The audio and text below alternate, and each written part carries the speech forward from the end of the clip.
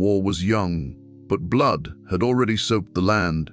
Robb Stark, the young wolf, had led his army south after the death of his father, Lord Eddard Stark. The banners of the North followed him, loyal and burning for revenge. His heart was heavy with grief, but harder than ever with purpose.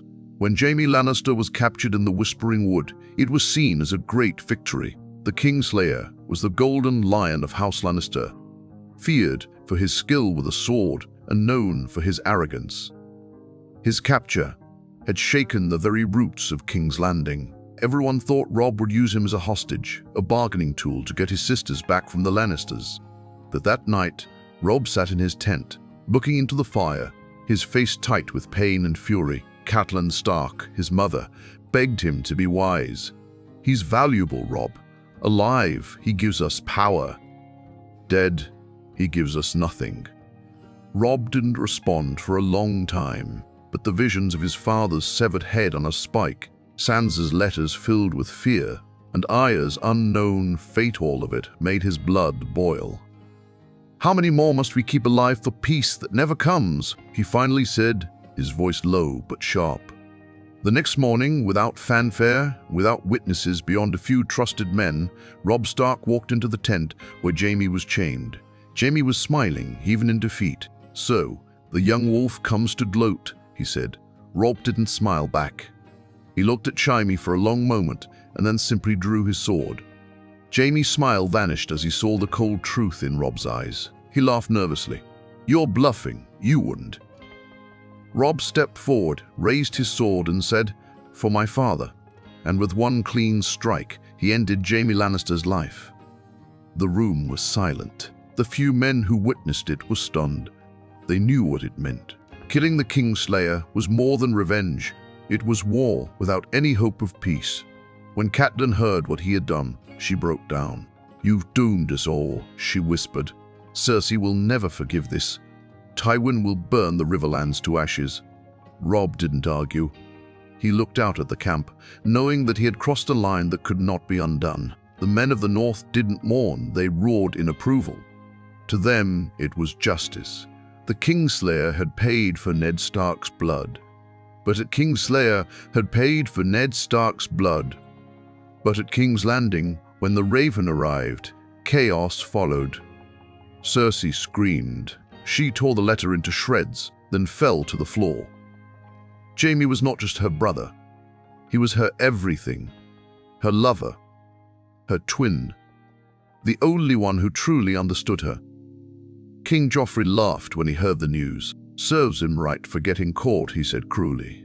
But Tywin Lannister's reaction was cold, deadly cold. He didn't weep. He didn't scream. He called his bannermen, all of them.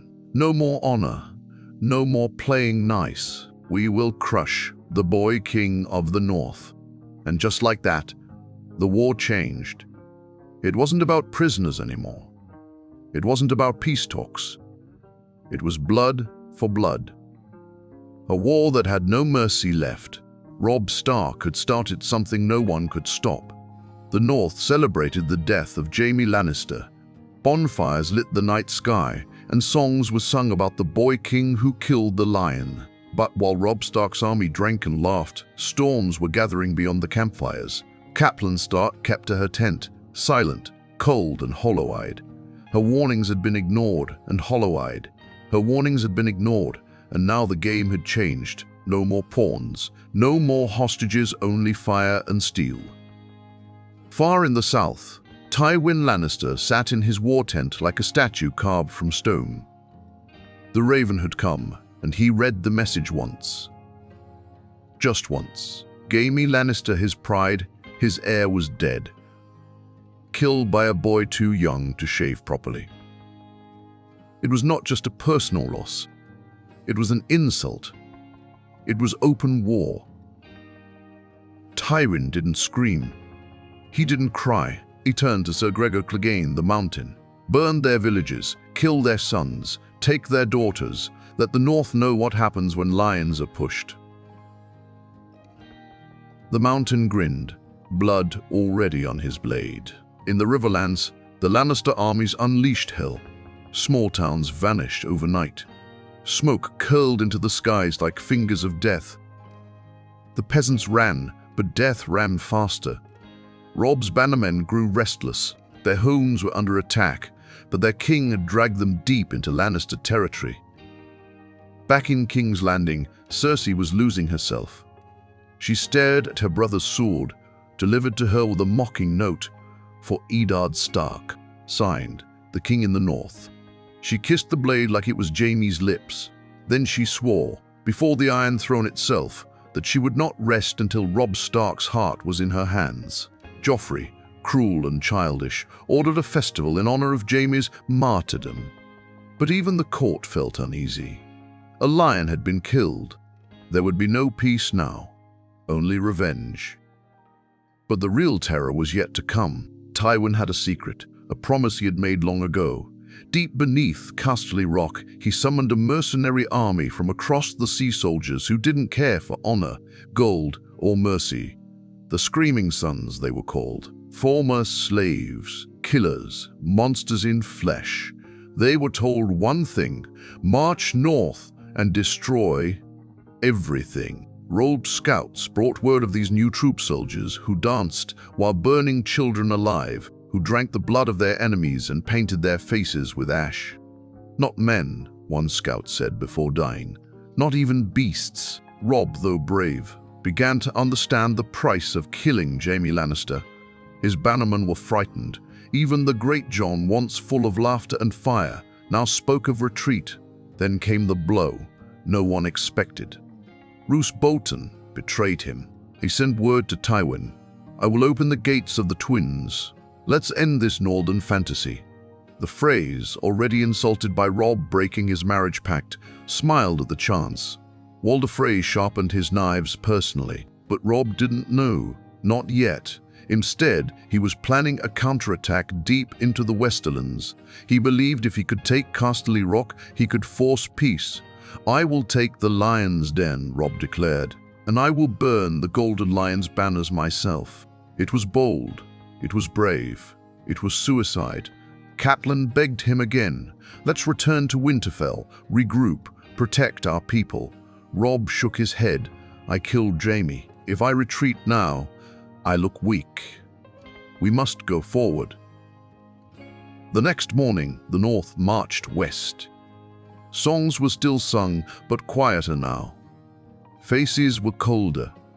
Fear walked among the men like a silent ghost, and behind them, far away in the Twins, the knives were already being sharpened for the wedding that would turn red.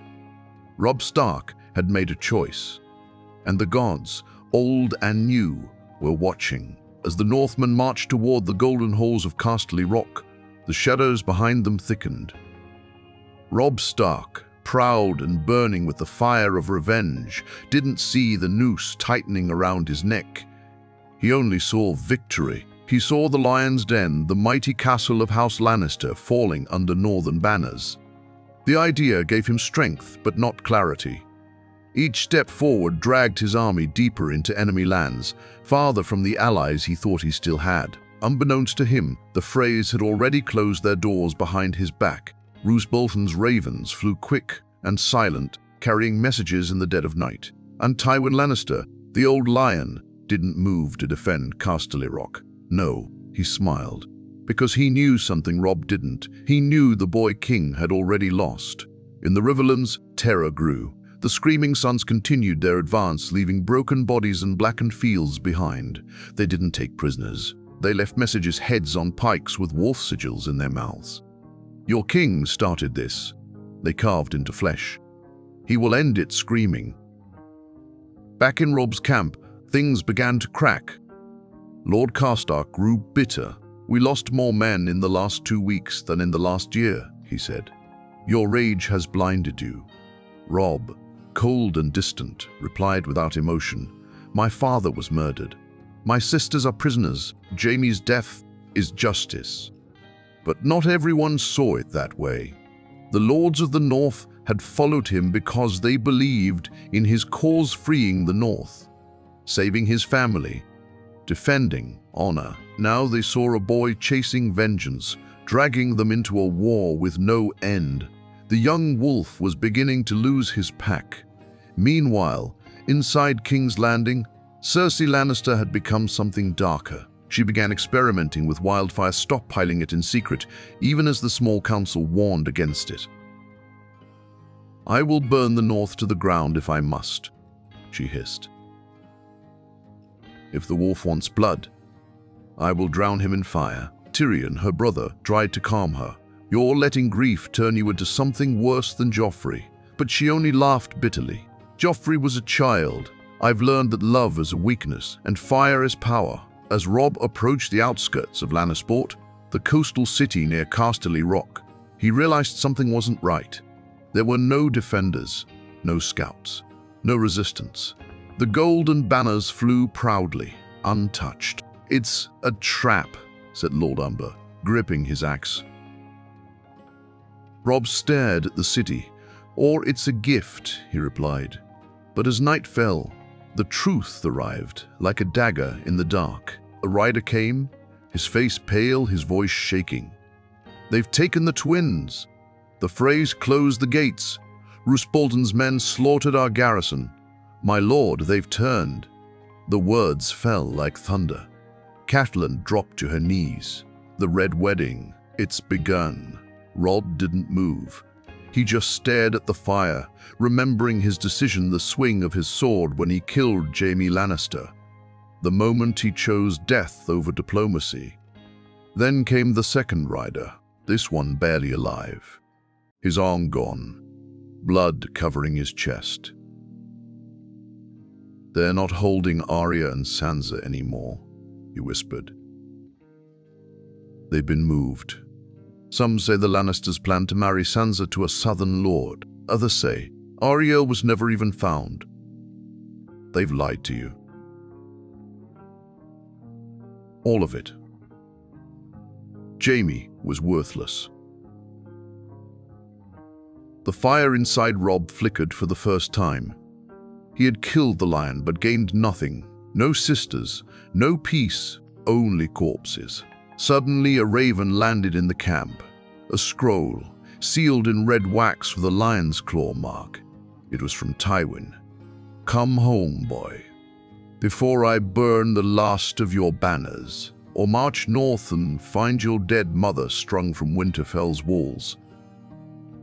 The message was cruel, but it was clear. The North was collapsing.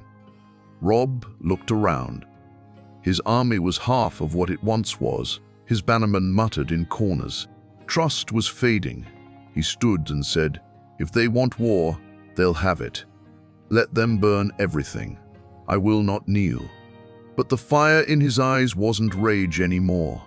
It was desperation. The young wolf had started a war with a single sword stroke. Now the world was sharpening blades to finish it. The ruins of trust lay thicker than the ash coating the riverlands. The war Robb Stark had ignited with the blood of Jaime Lannister now spread like a plague, eating through loyalty, hope, and reason. He stood at the edge of Lannisport, staring down at the Golden City, untouched, undefended. It mocked him too easy, too quiet. And behind him, news of betrayal poisoned every campfire whisper. The Freys had shut their gates. Roose Bolton had turned traitor. The Riverlands were crumbling. Catelyn Stark said nothing anymore. Her grief had folded into silence, her eyes hollow. Robb would speak, plan, rage, and she would simply sit like a mother watching her son drown with no way to save him. When they took Lannisport, it was without bloodshed. The city surrendered immediately. The nobles vanished. The guards laid down arms. Some thought it a victory. Robb knew better. "It's bait," he said quietly. "Tywin wants me here." But there was no way out. Retreat meant passing through Frey-held lands, risking an ambush. Winter was coming fast, and supplies were thin. He had no allies left in the south. He had to hold something, or he'd lose everything. So he made camp within Lannisport's golden walls, posting men at every gate, fortifying every corner. But it didn't feel like a castle. It felt like a tomb waiting to be sealed. And then the nightmares began. His men started disappearing, first scouts, then guards. No battles, no signs of struggle. Just gone. The screaming suns were said to be near, but they moved like ghosts. They sent no ravens. Only one message, carved in a dying man's chest. The wolf dies alone. The Northmen grew paranoid. They whispered of the trail even among themselves. Fights broke out in the streets. Old loyalties cracked. Lord Karstark, whose sons had died in battle, now burned with bitterness. "Your vengeance killed my blood," you spat at Robb one night. "I followed you for justice. You gave me a grave." Robb struck him. Hard. The hall fell silent. Karstark didn't flinch. He simply said, "You're not your father. Ned Stark was a man. You're just a boy playing king with a sword too big for your hand." Robb exiled him the next morning, but the damage was done. That same night, a raven came. Not from the Lannisters, but from the north. Winterfell. It had been burned, not raided, not taken. Burned, not taken. Burned to blackened bone. The raven's message was short. It was signed by Ramsay Snow. "The bastard of Bolton now rules the north. Come home if you dare." Robb read it again and again. His lips trembled. "They burned Winterfell," he whispered. "Our home." Catelyn looked away, her breath catching in her throat. The men wanted answers.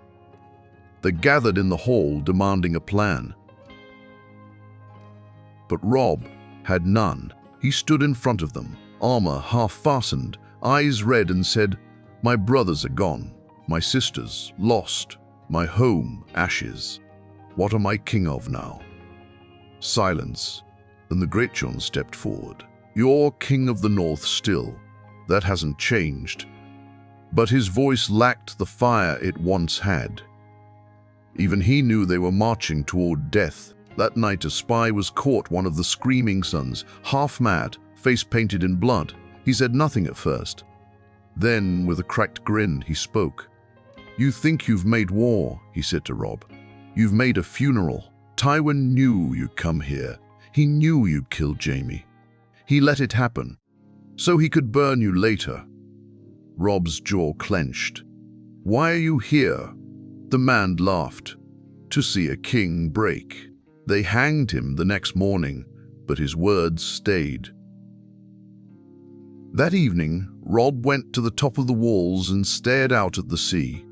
His heart ached, not just with loss, but with guilt. His choices had brought them here. His sword had started this, and now his people would die for it.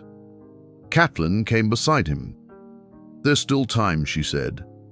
"We can send riders, beg the Vale, the Stormlands, anyone." But Robb shook his head. "They won't follow a dying wolf." He turned, eyes colder than ever before. "Then let them come. If this is my end, I'll make the lion bleed until my last breath." Below them, torches lit the horizon. Tywin Lannister's army had arrived, and they weren't alone. The horizon burned like the mouth of hell. Torches stretched as far as the eye could see, rows upon rows of red and gold banners, the Lion of Lannister roaring in the wind. But it wasn't just Tywin Lannister's forces. Beside them stood monstrous figures, their armor stitched with dried flesh and bone. The screaming sons had arrived, and they were laughing. Inside Lannisport, panic swelled. Men who once marched proudly under the Stark banner now looked at each other with fear in their eyes. There was no way out. Sea to the west, enemies to the east, and no reinforcements were coming. The Vale had refused. The Riverlords were burning. The Freys were traitors. Robb stood on the battlements, his jaw clenched, his knuckles white. He didn't blink, didn't flinch. "They outnumber us, 5-1, Lord Umber growled. "We'll be wiped out before sunrise." Catelyn clutched her cloak tightly. "Then we retreat to the sea. Take ships. Sail north, regroup. It's the only way." "There are no ships," Robb replied. They burned the docks last night. We're trapped." He turned to his remaining lords. Their faces told the truth. They knew this was the end. And yet, no one ran. Not yet. "I killed Jaime Lannister," Robb said loudly, so all could hear. "I knew what it meant. I knew the cost." The room was silent. "I do not regret it," he continued, "but I regret this leading brave men to a death they didn't deserve." He looked around. "If any of you wish to leave, do it now. I won't call you coward." No one moved. Not even the Karstarks, not even the smallest house. "We are the North," the Gratians said. "We die as wolves, not as sheep." The war horns screamed before dawn. Lannister soldiers charged, first armored and trained, but mortal. The North met them at the walls, arrows flying, boiling oil dropped, steel clashing with steel. For a moment, the young wolf's fire roared back to life. Robb rode along the ramparts, rallying his men. His sword flashed like a banner, and wherever he struck, Lannister lines buckled. But then came the screaming sons. They moved like demons fast, inhuman, unafraid of pain. They climbed the walls with their bare hands, howling. One man leapt over the gate, soaked in his own blood, and gutted 3 Stark guards before they even screamed. They didn't fight to win. They fought to destroy. Lord Tallheart was dragged from his horse and torn to pieces in front of his men. The gates broke by mid-morning. The Lannister army poured in, overwhelming the outer defenses. Inside the castle walls, it turned the chaos. Fire, blood, screaming. Women and children cried for mercy. Soldiers begged for death. Robb fought like a man with nothing left to lose. His armor was dented, his sword chipped, his face smeared with the blood of friends and foes. He killed 12 in the first hour. But even he couldn't kill the tide. Then came Gregor Clegane. Then came Gregor Clegane the Mountain, a monster of a man, taller than any other, his greatsword dripping with red. He met Robb in the central courtyard. "Another Stark pup," he growled. "Let's see if you scream like your father did." Robb didn't answer. He just charged. Their blades met with a force that cracked stone. Clegane was stronger, heavier, but Robb was faster. The duel raged as chaos swallowed the castle around them. Catelyn watched from a window, praying with every breath. Robb landed a blow deep into the mountain's side, but the brute only laughed. With one brutal swing, he shattered Robb's shield and knocked him to the ground. He raised his sword, then an arrow hit his throat. Arya, dressed in servant's clothes, dirt covering her face, she had been hiding in the chaos. She didn't scream, didn't speak, just fired again. But it wasn't enough. Clegane turned enraged. He charged at her, and Robb, bleeding and broken, threw himself at the mountain one last time. Steel met flesh, and both fell. The courtyard fell into silence. Robb Stark, the king in the north, lay dying. Clegane twitched beside him, gargling blood. Robb turned his head. He saw Arya. His eyes widened. A faint smile. "You're alive." And then, darkness. The lion had taken everything, or so they thought. Smoke choked the sky above Lannisport, black and thick, curling like a serpent around broken towers. Bodies littered the streets, some burned beyond recognition, others still clutching swords they never got to swing. The lion had devoured the wolf, or so the world believed. News spread fast. Robb Stark is dead. The North has fallen. The king in the North lies in the dirt where he belongs. In King's Landing, Cersei drank wine and laughed through tears. "My brother is avenged," she whispered, holding a cup in one hand and Jaime's golden sword in the other. "Let the North howl now they are nothing." But they were wrong. Robb Stark was not dead. He should have been left bleeding beside the corpse of Gregor Clegane, unmoving, his breath shallow. But Arya had dragged him somehow away from the courtyard during the confusion. No one noticed a girl pulling the broken boy through ash and ruin. She wrapped him in cloaks, hid his face, and whispered, "You're not dying, not yet." I didn't find you just to lose you again." Robb drifted in and out of consciousness. Every breath was a fight. Every step Arya took pulling him to safety was a miracle. They found shelter in the ruins of a collapsed tavern at the edge of the city. There, Maester Wendell, a loyal healer who'd escaped the carnage, tended to Robb in secret. He has 3 cracked ribs, a crushed shoulder, and a blade wound in his gut, the Maester murmured. But he breathes. That's more than most. Arya didn't sleep. She kept watch, dagger in hand. Every footstep outside made her tense. Every raven in the sky made her reach for her bow. Lannisport wasn't safe, even in defeat.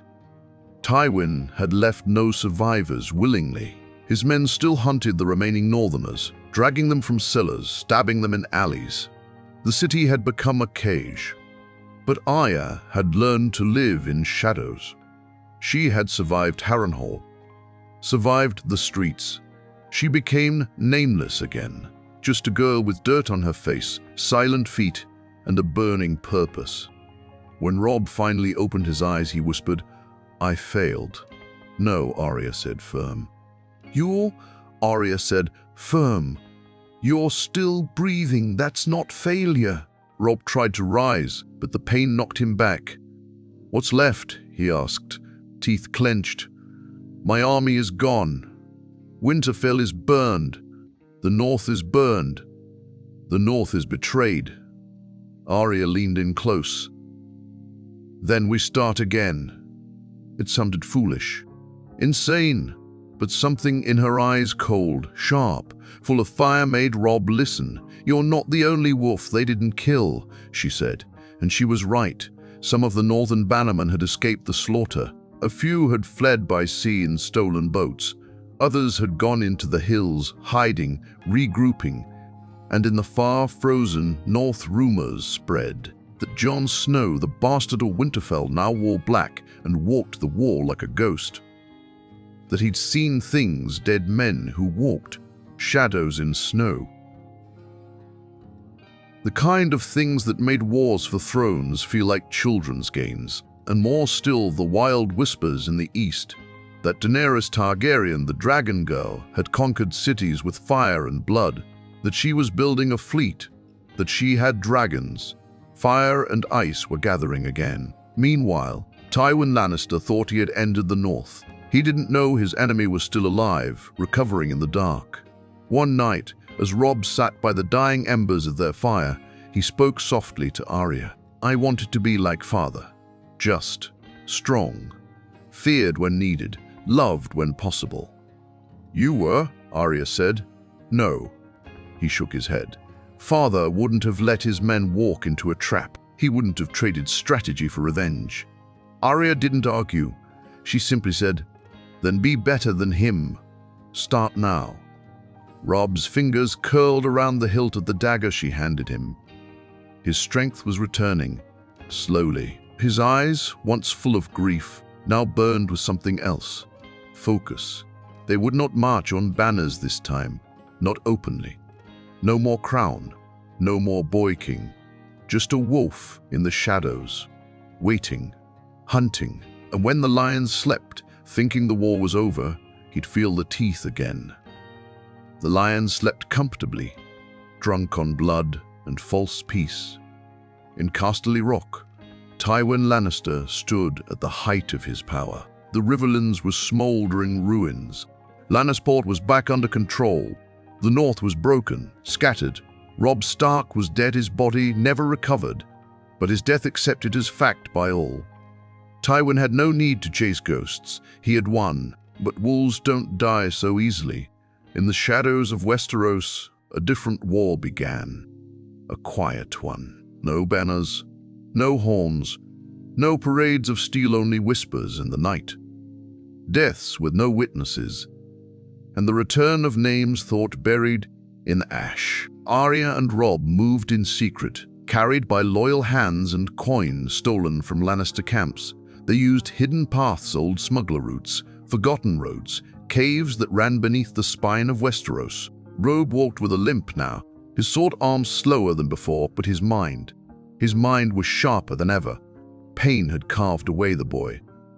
What was left was something colder, more patient. "I won't make the same mistakes again," he said one night as they camped in the bones of a ruined village. "No more pride, no more open war." "What then?" Arya asked, skinning a rabbit. "What are we now, ghosts?" Robb looked up at the moonlight breaking through the clouds. "Not ghosts," he said. "Plague. We'll rot them from the inside." Arya grinned. "That sounds more like me than you." He didn't smile. "I've learned from the best." Their first strike came at a Lannister-held town called Stonebrook. It was a quiet place, full of arrogant soldiers who believed the war was over. That night, the garrison captain was found hanging from his own banner pole. His second-in-command had his throat slit in his sleep. The stables were burned, the food stores poisoned. No northern banners were flown. No northern banners were flown. No names left behind, only a symbol, a wolf's paw print carved into the flesh of the dead. The message was clear. The North remembers. Word spread fast. The Lannisters called it rebel scum, leftover madness. Tywin dismissed it. "They're rats in the wall," he told his commanders. "Step on them." But rats spread, and Robb knew exactly where to strike. He didn't go after soldiers. He went after suppliers, messengers, money men. He began disrupting the Lannister gold trains caravans carrying wealth from Casterly Rock to the south. One by one they vanished. Guard patrols were found dead. Miners disappeared. Entire camps slaughtered in silence. By the time the Lannisters realized what was happening, Robb had already crippled their flow of gold. And gold, in Westeros, was power. Tywin flew into a quiet rage. "I buried that boy. I buried his house. How is he still haunting us?" Meanwhile, Arya's name became a ghost story in itself. Soldiers called her the Wolf Girl. Some swore they saw her in the trees before their men vanished. Others whispered she could kill a man with a single look. But they were no longer alone. The North was stirring. Men who once served Robb in his doomed campaign now returned from hiding. Small bands of survivors began attacking Lannister camps in the neck and the western edges. It wasn't an army yet, but it was enough to shake the belief that the war was truly over. And then the news broke that would shatter the illusion of Lannister dominance. Jon Snow had marched beyond the wall and returned. Alive.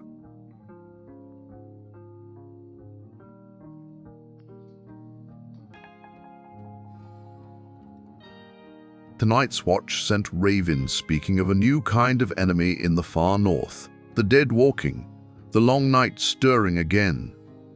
Tywin scoffed. Old tales, fear to distract the weak. But Captain Stark, now hidden deep in the Vale under a false name, received the raven too, and she knew it was a sign. Her children still lived. Arya, Robb, Jon. And the true war hadn't even begun yet. Robb sat one night before a fire, sharpening his sword, now reforged with Valyrian steel taken from a captured Lannister officer. Arya came to sit beside him. "They think you're a ghost," she said. Robb glanced at her. "Good. You know you can't hide forever." "I don't plan to," he said. "But next time I raise a banner, it won't be out of anger." Arya raised an eyebrow. "Then what?" He stared into the flames. "Vengeance." Snow began to fall over the war-torn lands of the Riverlands. Not the gentle snow of a quiet winter, but the harsh, sharp snow of something deeper, older. As if the land itself sensed that darker things were coming. The kind of cold that didn't just chill the bones, but whispered through them. Robb Stark stood on a cliffside watching the white flakes coat the valleys below. His wolf cloak billowed behind him, the scar across his jaw red against the pale skin. He didn't wear a crown anymore. He didn't need one. Those who followed him now didn't need songs or speeches. They only needed purpose. And he gave them one. He was no longer the king in the north. He was something else. The reckoning. At his side, Arya knelt beside a dying raven, one of their own, shot down by Lannister scouts. She plucked the arrow out and crushed the bird's neck softly. "They're close," she muttered. Robb nodded. "Good. Let them come." Their trap was ready. After months of haunting Lannister supply lines, assassinating key officers, and sabotaging every piece of infrastructure they could reach, Robb had finally lured Tywin's main force into a deadly chase. Tywin, driven by pride and fury, had abandoned caution. He had taken 20,000 men into the Riverlands again to crush the final embers of Northern Rebellion. He didn't realize Robb had been feeding him lies the entire time. Bogus ravens, fake attacks, trails made to look like Robb's forces were retreating into the marshlands of the Neck. Tywin had taken the bait, and now he marched into Moat Cailin, where the North remembers best. The fortress was long abandoned, but Robb had retaken it in silence. Beneath the swamps, his forces hid in tunnels built centuries ago. Traps had been set, roads collapsed, waterways poisoned. The old wolves had returned to the place where Southerners died slowly. The Lannister army arrived to find silence. No enemy, no resistance. And then, one by one, the men began dying. Some fell to pits lined with spears. Others drank from poisoned wells. Horses screamed and bucked in panic, throwing riders into muddy graves. Arrows flew from the trees, unseen, untraceable. Whole camps vanished in fog. Tywin set fire to the forests. But fire doesn't help when you're drowning in mud. Then one night, the sky lit up red, and the walls of Moat Cailin blazed with a symbol carved in burning pitch, a wolf's head with red eyes and open jaws. And beside it, in bold letters painted in Lannister blood, "You burned Winterfell. Now feel its cold." Tywin Lannister felt something he hadn't felt in decades' uncertainty. He tried to order a retreat, but every road was blocked. His ravens stopped returning. His scouts were never seen again. Then the horns blew. Northmen emerged from the fog, silent, armored in snow-dusted black. Robb himself led the charge, not from behind, not with fancy speeches, but at the front, sword drawn, eyes burning. He was no longer a boy, no longer fueled by vengeance alone. He was a general now, a ghost, a weapon. The Lannister army shattered in the swamps. Thousands slaughtered, others drowned or froze in the rising cold. The screaming sons tried to hold, but they were used to slaughter, not strategy. Robb's wolves cut them down like animals. And Tywin? He was captured, dragged in chains through the mud by Arya herself, her dagger still stained with fresh blood. She handed him over to Robb with a smirk. No heads on spikes this time, she asked. Robb looked at Tywin, the architect of so much death, the man who killed his father, his bannermen burned the North, murdered his dreams. "I used to think killing you would fix everything," Robb said quietly. "But it won't. You'll die, and the world will go on being cruel." Tywin glared at him, defiant, even in defeat. "Then why not finish it, boy?" Robb leaned in, his voice cold as snow. "Because I want you to watch the North rise again. I want you to die." Knowing the lion lost to the wolf, he had Tywin locked in the dungeons of Moat Cailin, chained in the dark, surrounded by silence, left to rot and remember. As for Robb and Arya, they didn't stay long. They moved north toward Winterfell, where Jon Snow waited, where the dead stirred beyond the wall, and where the real war, the final war, was beginning. But this time, they wouldn't walk into it blind. This time the wolf would strike with teeth sharpened by fire, death, and silence. And Westeros would learn one last lesson before the long night. The North never forgets. The North never kneels, and the North always returns.